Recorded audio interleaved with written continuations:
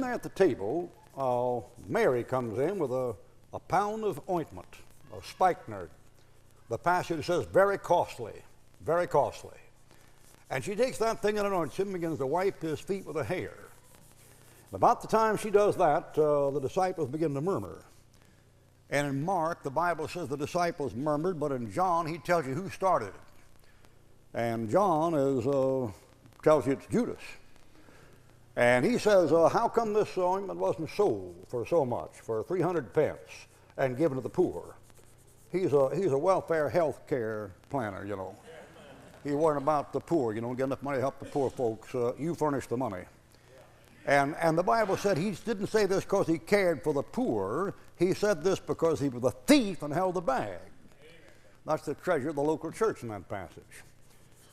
He said he was a thief and held the bag. Now we call those people Gracchites in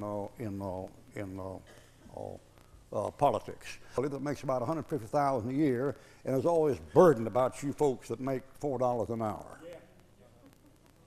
An old Scotch lady said to her daughter one time, "You better be mighty careful, daughter, about anybody that's worried about the poor that's never been poor themselves." That's right, Father. You know, I could pass a bill in Congress to clean out that whole rat's nest in 24 hours. You know what my bill would be?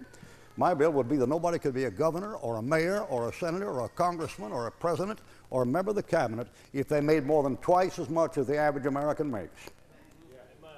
And I'd clean out the whole rat's nest in 24 hours. Those offices only attract millionaires, boy. Why would a guy spend $2 million to get elected if the job only paid $150,000 a year? There's some hidden benefits there somewhere.